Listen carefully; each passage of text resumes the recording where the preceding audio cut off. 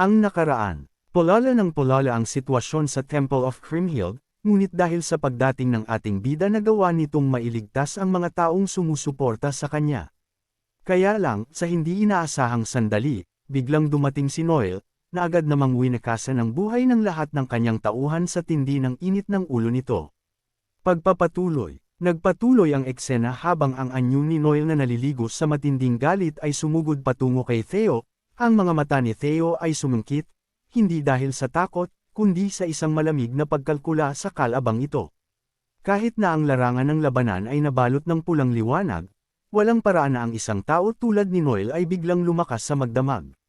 Ang kaisipan na iyon ay tumigas sa kanyang loob habang pinapanood niya ang pulang kislap na binabalot ang hangin sa paligid ng paparating na figure, sabi ng ating bida na may pag-aalala sa kanyang mukha ngayon. Ang figure ay ganap na humakbang, matayog, walang emosyon, ang mga mata ay nag-aapoy sa isang hindi likas na pulang ningning, ang katotohanan ay agad na nag-click, humihiwas sa kaguluhan ng mas matalas kaysa sa anumang talam, isang maharlika sa pangkat ng Troiban, isang buhay na sandata na ginawa noong Great War upang kontrahin ang mismong pag-iral ni Ragnar. Isang tao na muling binuo sa isang anti-dragon spear, pinaperpekto matagal bago ang sandaling ito. At ngayon ay nakatutok direkta sa kanya, ang mga alaala ng mga nakakatakot na Troiban elites na iyon ay kumislap sa isip ni Theo, bawat isa ay sapat na makapangyarihan upang makipagsagupaan laban sa mga dragon mismo. Titig na titig ang ating bida sa kanyang kalaban, na may biglang gumuhit na pulang liwanag papunta sa kanya, kaya nabhila na lang ang ating bida sa tagpong ito na kanyang nasaksihan. Isang kasing talas ng labahan na pulang guhit ng liwanag ang umukit sa hangin. Ang larangan ng labanan ay nahati sa paligid ng paparating na atake, na mabilis naman itong naiwasan ni Theo. Habang bumibilis si Noel na may isang marahas, halos hindi likas na bilis, ang mga instincts ni Theo ay talagang gumagana ng mahigpit, ang kanyang katawan ay nagbabago-bago ang malay na pag-iisip, ngunit kahit na noon ang purong bilis ay nagpilit sa kanyang mga mata na lumaki sa hindi paniniwala. Sa isang iglap, itong si Noel ay bigla na lang nakarating sa bandang itaas ni Theo. Parang hangin sa bilis, ang kanyang kamay ay nakahanda na tapusin ang kalaban sa mga susunod na pagwas-iwas nito ng kanyang sandata, agad itong nakita ni Theo, sabi niya, walang hiya, napakabilis niya.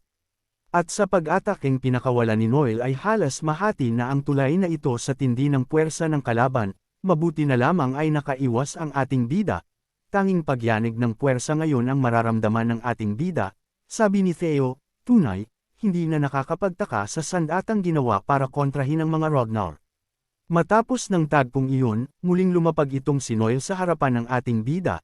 Sa paglapag ng kanyang mga paa ay talagang nagbitik ang sahig, at ang mga mata nito ay puno ng pagnanasa na tapusin ang ating bida. Titig na titig ang ating bida rito Aki Noel, at nasabi, putik kung tunay na ito ay muli sa noble servitor, tiyak na nawala akong pag-asa sa labang ito. Sabi ng ating bida na delikadong kalabanan ang mga matataas na antas na mandirigmang ito sa kanyang taglay na lakas ngayon. At bigla na namang nawala si Noel, umatake na naman ito sa ating bida ng napakabilis, na kahit ang mga mata ko ay hindi na nakita ang kanyang paggalaw sa larawan. Ayon napadepensa ng malupit ang ating bida, talsik ito sa ginawang pag-atake ni Noel, hindi siya makaporma ngayon, talagang napakalayo ng agwat ng lakas nilang dalawa. Ramdam na ramdam sa mukha ng ating bida ang tindi ng puwersa ng kanyang kalaban ngayon, iyon ay dahil talagang pinipilit niyang saluhin ng kanyang katawan ang mga impact at bigat ng pag-atake ni Noel.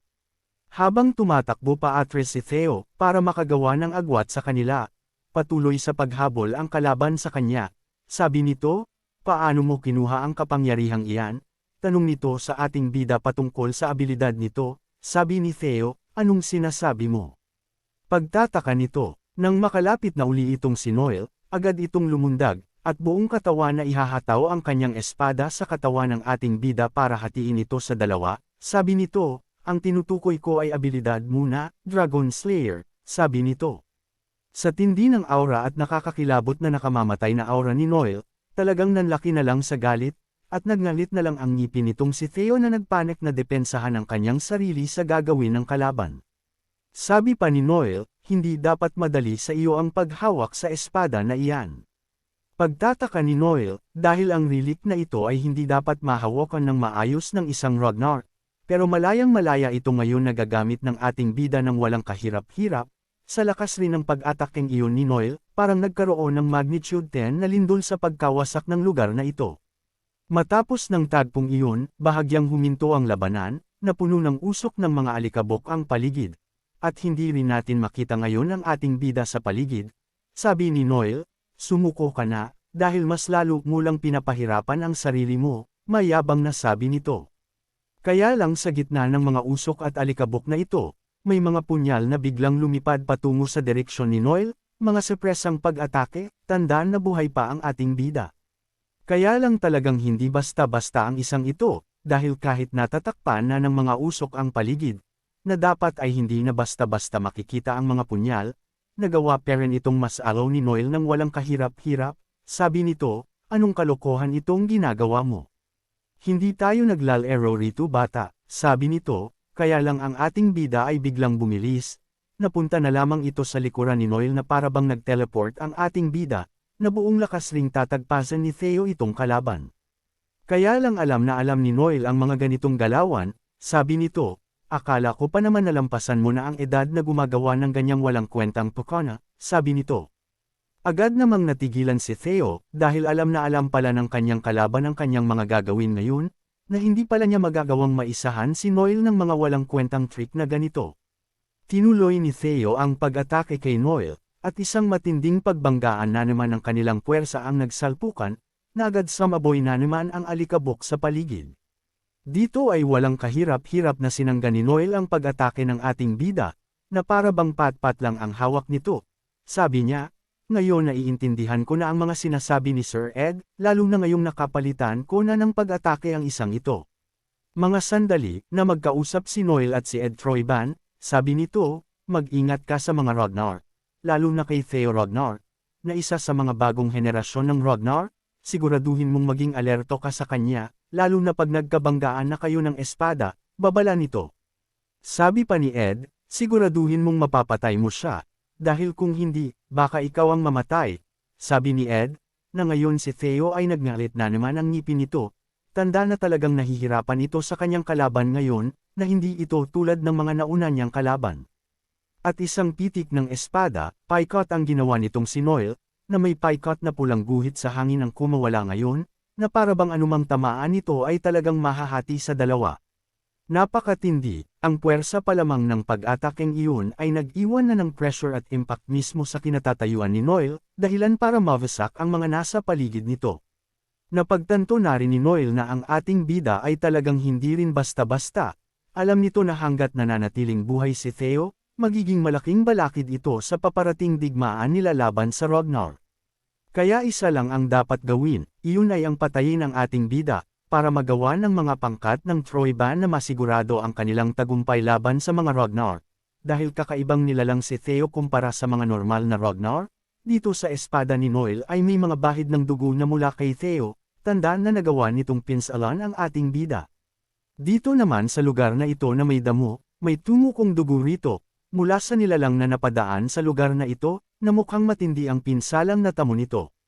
Ayun na nga, ang ating bida ngayon ay nagmamadaling tumakbo palayo, hawak-hawak nito ang kanyang tagiliran na may sugat, mabuti ito lang ang pinsalang natamo ng ating bida, at buo pa rin ang kanyang katawan, lumabas ang isa sa mga guardian, sabi nito, ano nagagawin mo ngayon Chosen One?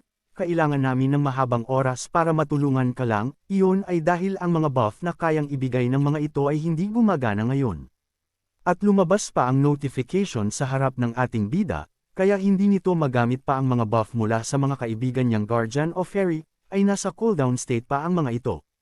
Nagmamadaling lumayo ang ating bida, sabi nito, hindi ako pwedeng matalo sa labang ito, save ni Theo na puno pa rin ng lakas ng loob, pero ang mukha nito ay kita na ang hirap na pinagdaanan niya sa laban niya kay Noel. Muling lumabas ang system, at rito ay pinakita na may 2 minuto na lang ang nalalabi bago niya magamit ng maayos ang kanyang Dragon Slayer sword na si Balmung. Ito rin ang dahilan kung bakit natakbo si Theo, para kumuha ng oras. Kung magagawa lang ng ating bida na magamit ang kapangyarihan ni Leviathan, alam niya sa sarili niya na may magagawa pa siya, kaya lang sa pagtakbo niya ngayon, nakita niya sa reflection sa tubig ang imahe ng nilalang na gustong-gustong patayin siya ngayon, na malapit na sa kanya. Ito ang lugar na kinaroroonan ngayon ni Theo, napakapayapa ngayon sa mga sadaling ito, pero dahil naririto rin si Noel, tiyak na mababaliktad ang sitwasyon sa lugar na ito. Ayon na nga wasak, bigla na lang na may sumabog sa lugar na ito.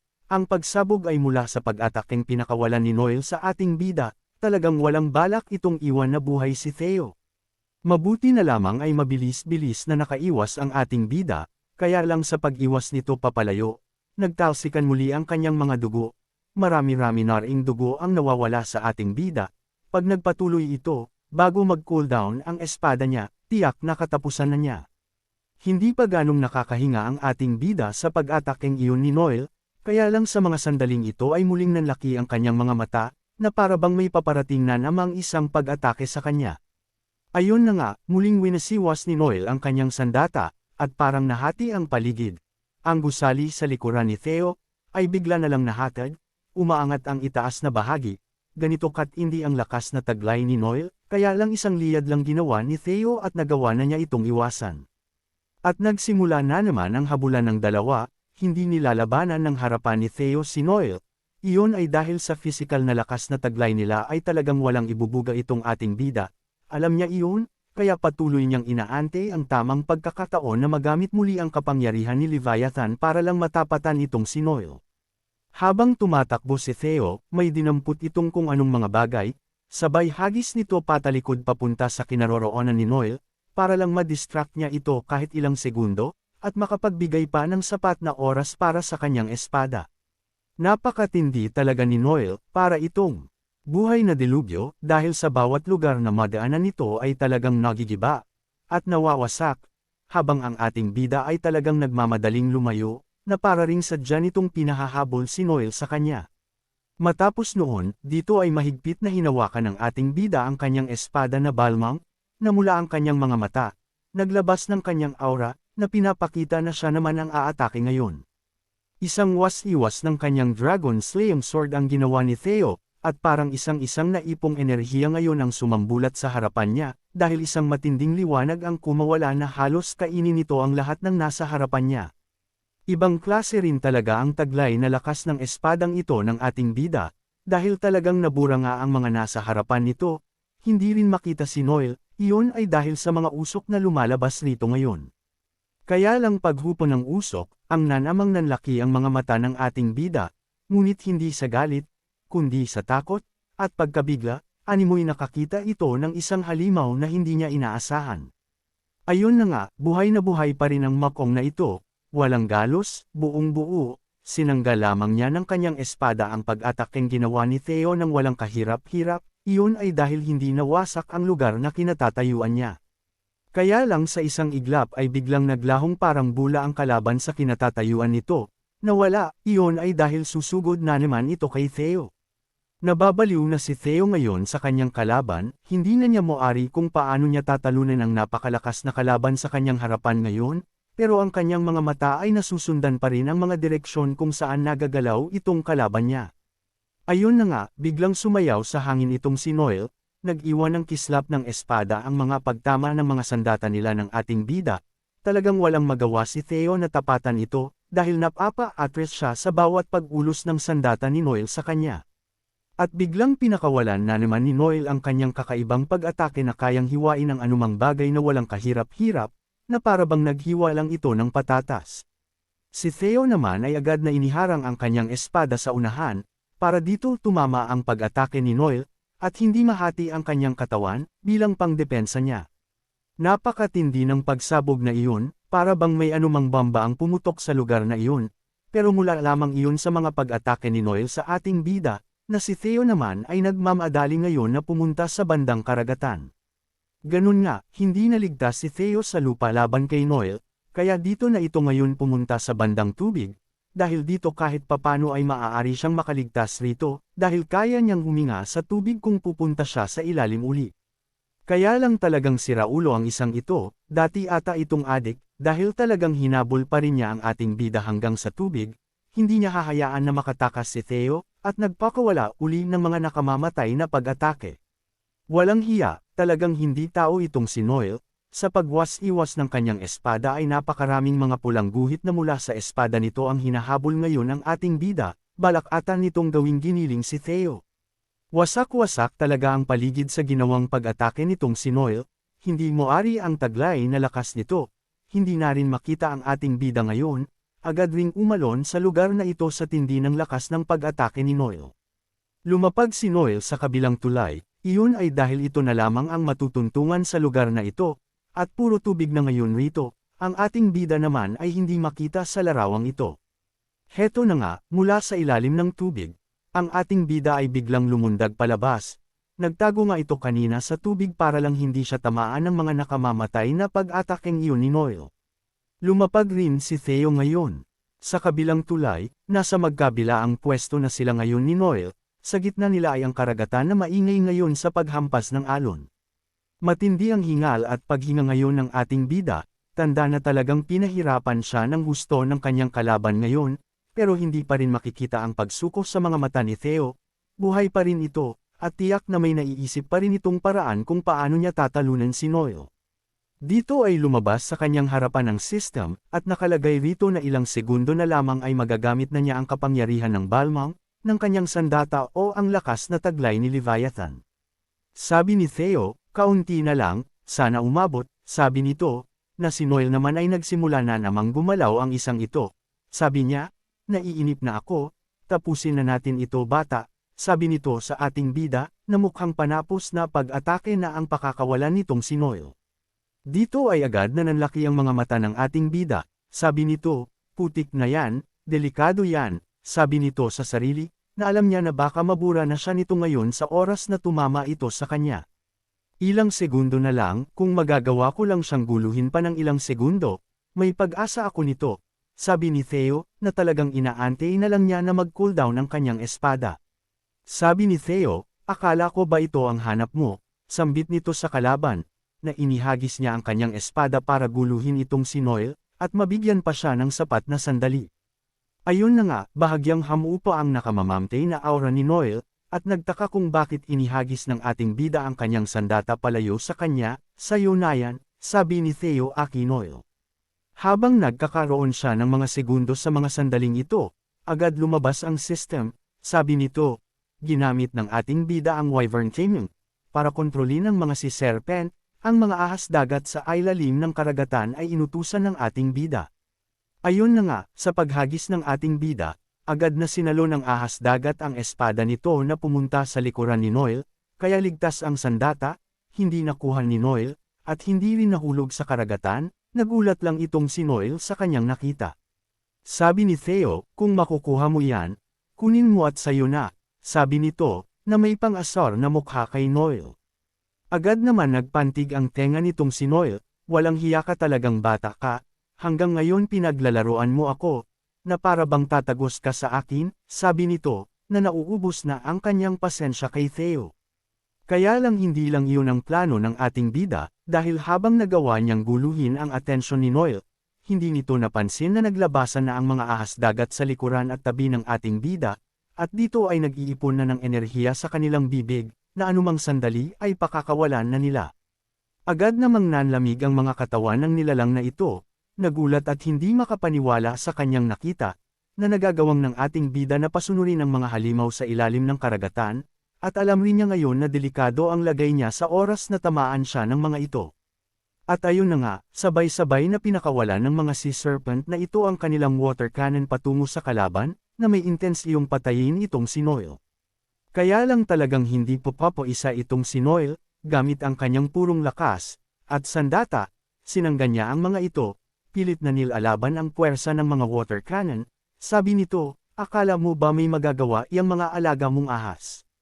Ayun na nga, sa isang iglap ay nagawang burahin ni Noel ang mga pag-atakeng iyon ng mga water serpent, na para bang wala lang ang mga ito sa kanya, wala ka talagang bitaw Theo, sabi nito. Matapos ng tagpong iyon, nakatitig muli ito sa ating bida, nakatingin sa mga susunod na gagawin ni Theo sa laban nila. Ang ating bida naman ay bigla-bigla na lang lumundag ito pasulong kay Noel, sabi ni Noel, puro takbo. Kalang kanina, tapos ngayon susugod ka na. Sabi nito na nagtataka sa mga kakaibang takbo ng isipan at mga galawan ng ating bida.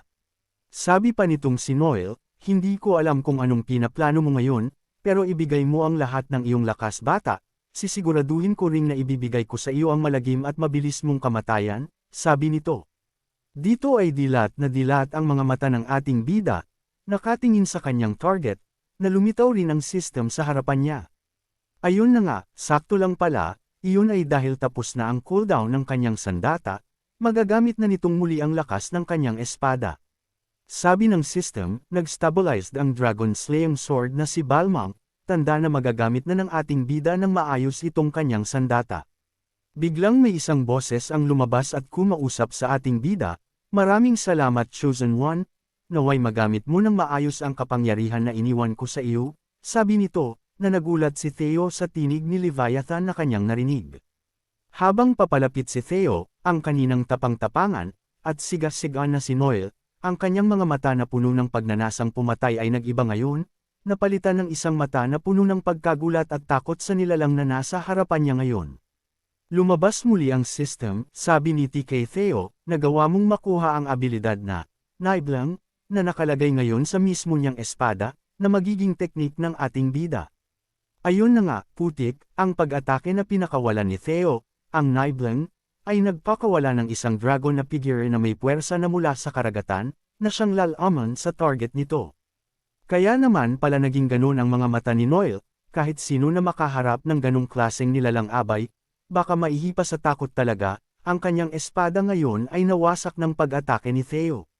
Napakatindi, parang kinain ng Naiblang ang lahat ng bagay na dinaraanan nito, dahil kahit ang karagatan ay parang nabutas sa tindi ng puwersa noon. Ito ang bagong taglay na lakas ng ating bida, nasa kanya na ngayon ng buo ang kapangyarihan ni Leviathan, at ang bagong abilidad ng Balmang, ang Naiblang. Isang dragon attack, mula sa lakas na taglay ng guardiang dragon na si Leviathan, na sa ngayon walang anumang sandata, o lakas ang magagawang saluhin ang pag-atake nito. Buhay pa kaya si Noel, o tuluyan ng napatay ito ng ating bida? Ano kayang gagawin rin ni Ed sa oras na malaman niya na ang kanyang pambato na si Noel ay maaaring wala na? Abangan! Kung nagustuhan po ninyo ang aking recap, huwag sana ninyong kalimutan ang mag-like o mag-comment, maraming salamat.